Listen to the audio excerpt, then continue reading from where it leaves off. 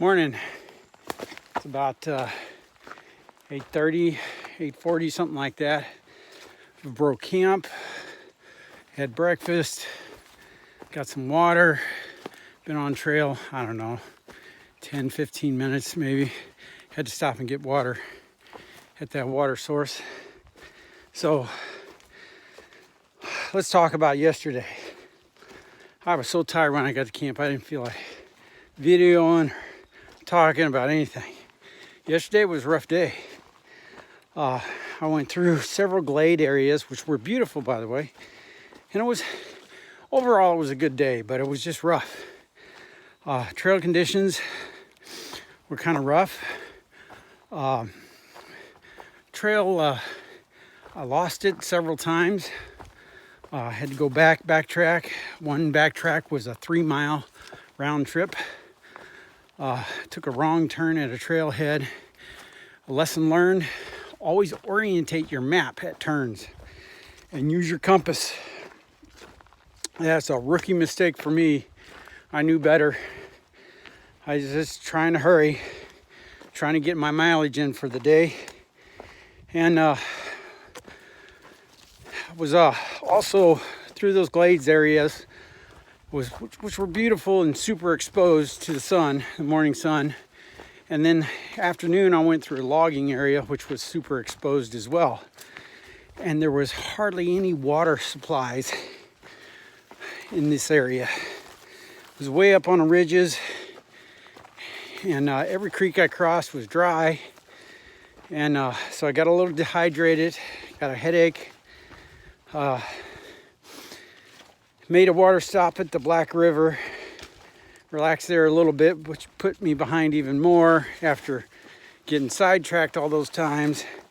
I only got about 13 miles in yesterday when I wanted to do at least 15 to 20, which puts me behind for my exit date by 5 miles. So today I'm going to really try to step it up a little bit. Make sure I stay hydrated, make sure I stay on the trail. Take that extra 2 seconds to know where I'm going.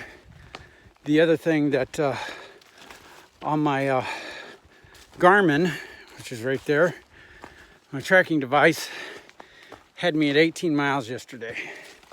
So that's how much sidetracking I did. And so today I'm going to try to have no sidetracks and keep my orientation on the map. See if I can get 18 again. Try to stay hydrated. So I will catch you down the trail.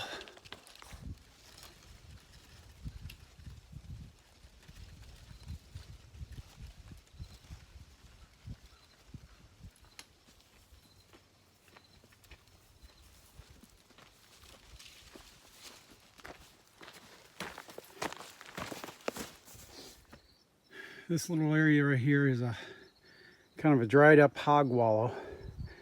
Every day I've been on the trail, I've been seeing wild hog damage or feral hog damage everywhere. This right here, this hole, when it's filled with water, the hogs come and they wallow in it. And somewhere along the trail, I'll try to show you some other hog damage. They just dig in the dirt and just tear everything up along the banks and stuff like that. But I'm surprised to find one of those way up here on this ridge line. Usually I find them down in the hollows. I just thought I'd show you that. Catch you down the trail.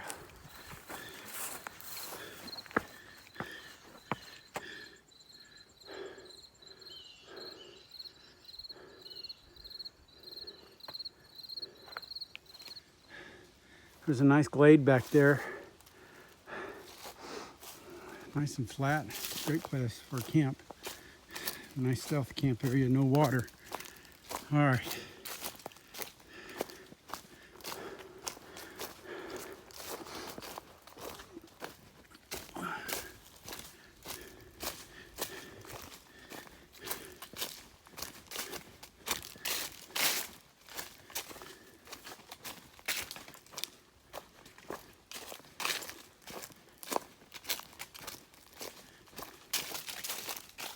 So I got turned around again. You see that Ozark Trail marker? I came up from there.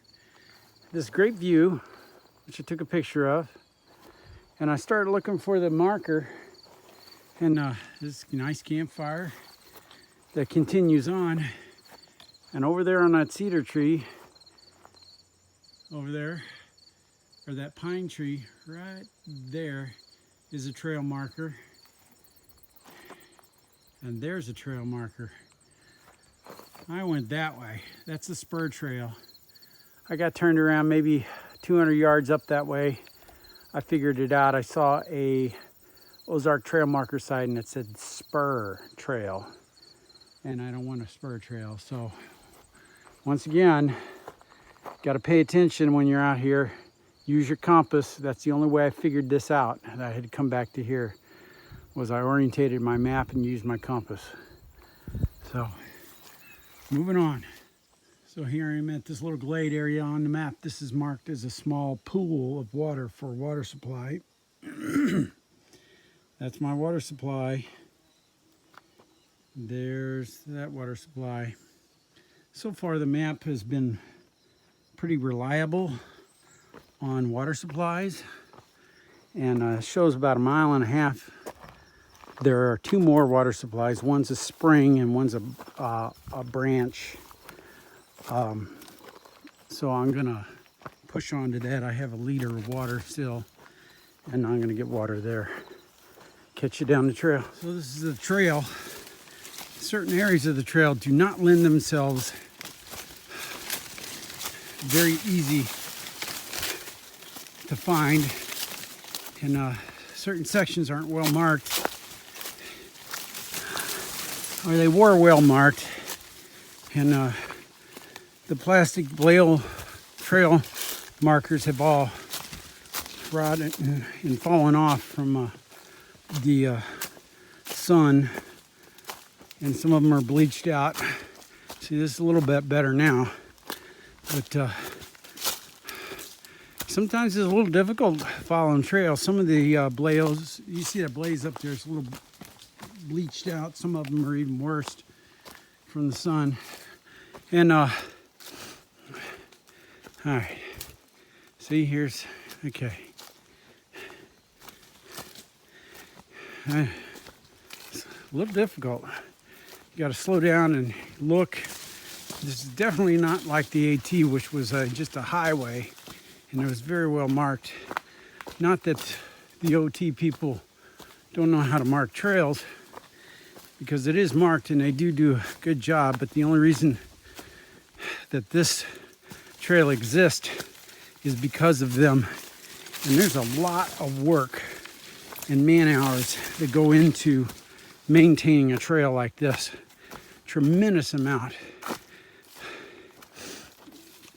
I've done a few days of trail maintenance with the OT, and it's difficult. You know, crew of 4 can spend all day on 4 miles of trail working to keep it in good shape. And you know, let's say 8 hours of 4 people, that's 32 man hours right there. So there's certain sections of this trail that are really good shape, and certain sections that need attention, just like any trail. So, all right, moving on.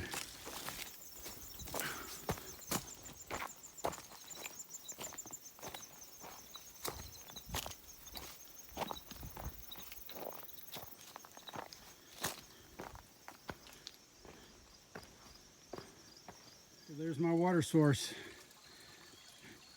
I got 2 liters. This is a nice one. It's a spring. It's cold, it's fresh, it's clear. You can hear it trickling. All right, catch you down the trail. So behind me is Padfield Creek. This is the creek crossing. Goes right through there.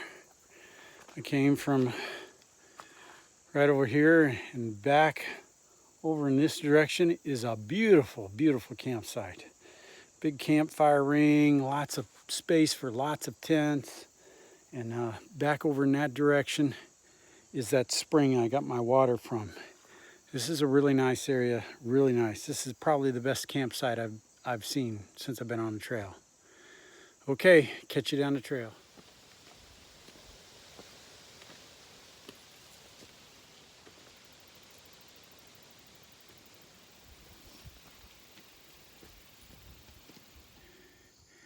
Okay, here's a great big old hog wallow.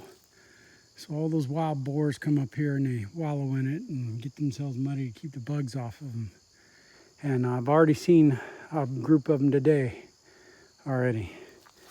So, all right, catch you down the trail.